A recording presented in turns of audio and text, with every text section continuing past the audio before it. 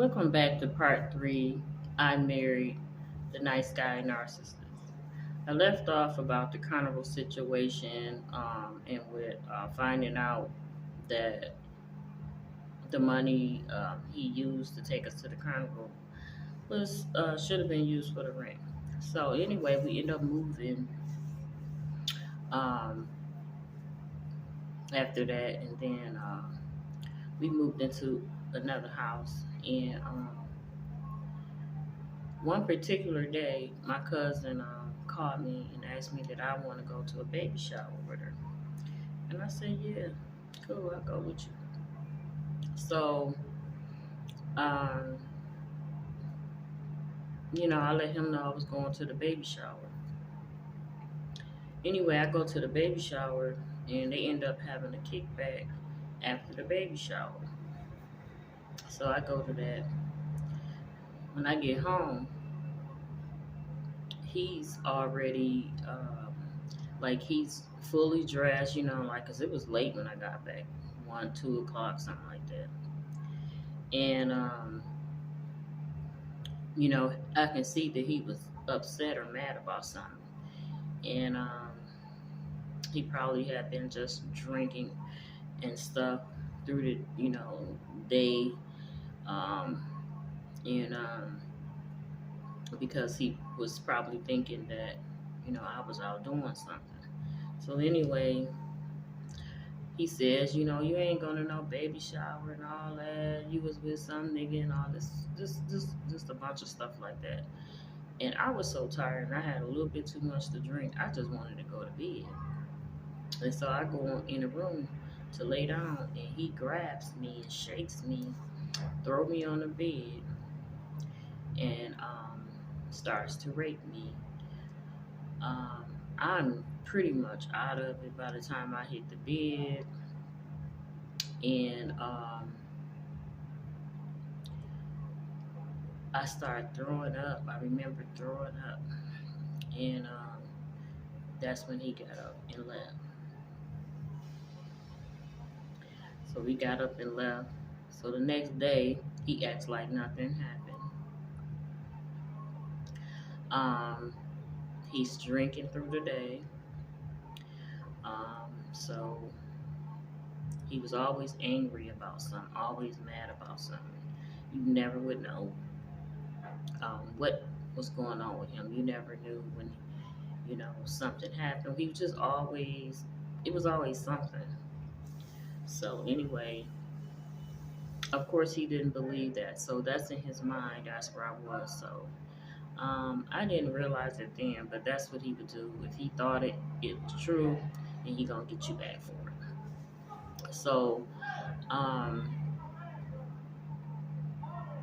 after that happened, so he's still upset about me going to the baby shop because he didn't believe that's where I went, and then I went back to the kickback. I probably met some niggas there, blah blah blah blah blah. Anyway, so he starts an argument, and as usual, and because he got this whole little thing going on in his head about just the thought that I might have been cheating with somebody or whatever, even though he's cheated. So he just turned around and punches the refrigerator.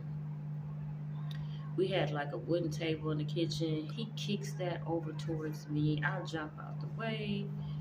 He goes and kicks in the front door. And then he turn around, come back, because this man at this point, he was always like enraged and just acts of violence. And so he comes back, and next thing I know, he kicked the living room wall, kicked a big old hole in the living room wall with his foot. I'm just sitting here watching him like, but he's always displayed some of this type of behavior, and one would say, why would you deal with that? Where, see, my backstory, which I'm planning to talk about too, I come from violent violence in the house, and I was abused as a kid, um, and carried these things over, allowing certain men to behave this way and stuff like that because it was what I was used to. I look, when you come from that, it's not like it don't, um, send off red sirens and stuff like a person that's never experienced this type of stuff. So, but anyway, after he did that, I'm thinking like, oh my God, what's the landlord gonna say? Man, he gonna kick us out of here. And sure enough, the landlord came over to do some work, and he walked in the house. I was so scared. He was like, "What happened?" And he was upset, of course. And I said, because we had been thinking, what is we gonna have to tell the landlord something? So we told him that somebody broke in the house and this, and that, which he didn't believe that because he was like, well, they may have broken the house, but why is there big holes in the wall? Anyway, he didn't believe that. He said, y'all gonna have to pay for these damages y'all that whoever did done to my property, and I'm gonna add it on to the rent. So that's what he did, and we end up agreeing to that because I know he did it. He know he did it. And so, with the paying the normal rent plus all them damages, which was a few $1,000s or whatever, and it was already, at that time a struggle for a lot of things. It was, so it made it really rough. And excuse me, the landlord was not getting the money like he was supposed to. So he was like, y'all done tore up my house. And so he ended up evicting us out there. So once again, he has put us in a position, and so after that, we end up finding another place. Um, and one particular day, a friend of mine called me and asked me did I want to go to the gym with her. That she was looking for a workout partner. I was like, cool, yeah, I need to go. So I tell him I'm gonna go to the gym with my friend. Now, mind you, he's never liked any of my friends. Anybody, he didn't really care for anybody to be around me. And so, um, he was like, "You're not going no workout, no gym. You going somewhere else? This, and that." I was like, "Whatever. Think what you want to. You go wherever you want to go, and give me any kind of story you want to, and I'm supposed to accept it. But every time I tell you where I'm going, you got a problem with it." So, I'm getting ready, to go to the gym with my friend. And he asked me for a lighter, and I get the lighter ready to hand it to him. Before I can hand it to him, he snatches it out of my hand and walk away. So by the time I'm dressed and she's on her way, so when she gets there, I'm going out the door. He's steady at me, arguing and all this, just aggravating me. And then I'm on the porch, and on the porch by the door, there's a light fixture thing, and it was a bulb in there, and he just slapped it. And I jumped out the way, went on by my business, got in the car. So he never believed that. So of course I had to pay for that. Sure I do, because whatever he thinks, he believes that's just that. So at this time he was going to school, and one day he never told me he was going with some guys after class. somewhere. I still to this day don't know where he went or whatever because that's not even where he was. Later finding out. Anyway, so he usually get out of class between 3, 4 o'clock, something like that. I was calling him because by the time 10 o'clock came at night, I was probably calling him before that, but I do remember him like, oh, this thing got late. So he never answers his phone. He never answers his phone. And so I called again by 11 o'clock. Somebody else answered his phone. It was a guy. It was a guy answering his phone. And he was like, this dude drunk, blah, blah, blah, blah, blah. And so when he got there, I had to help him get on the couch. And he instantly was out, just went to sleep out. So the next day, he acted like nothing happened.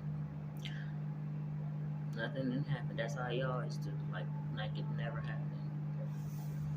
And so he's still on the fact that I didn't go work out at the gym and blah blah blah blah blah. So he had got a phone call, and I noticed his behavior been, really, really, he's been acting strange. Like kind of the stuff he was doing before when he was cheating. We always get them, intuitions and stuff, feelings like, okay, this is the same behavior. And with narcs, they tell on themselves because they do the same thing. They do the same thing. So, and I noticed how he was just acting towards me, like, and he's never been like loving or nothing like that. Only in the beginning, the love bomb stage, he was, you know, until when he stopped doing it, he even stopped me from doing it. He was like, that's fake. You just, don't nobody, be showing affection like that all the time. And, um, if he didn't push me, like I used to sit on his lap a lot. Like it get to the point where when I would try to do that, he would push me, sometimes push me on the floor. And at this time, we like in our 20s. Like, I think it was like 24, 23, 24. I think it was 24. But anyway, we young. Because I got married when I was young. I was with the man for 27 years. Um, but I didn't know what he was. I didn't realize what he was until I just had enough.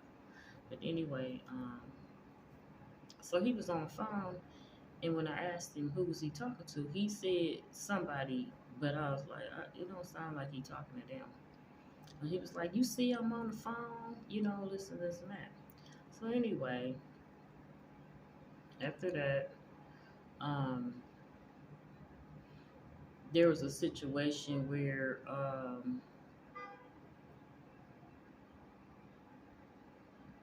he was talking to her, the lady, the new lady, the other lady he was cheating with that he worked with. He was actually talking to her. That I found that out later that he had been talking to her and had been talking to her all that time. I just didn't know. So, you know, a lot of his behavior was from what he was doing. Because they accuse you of the things that they're doing. And they think you think like them. So, he's taken me through all these changes. And like I said, it was always something. He was very, violent. He would do terrible, like, I don't know how many properties of other people's property that he didn't tore up that we've been sued for. And he was always putting us in situations like that. And so, all that happened.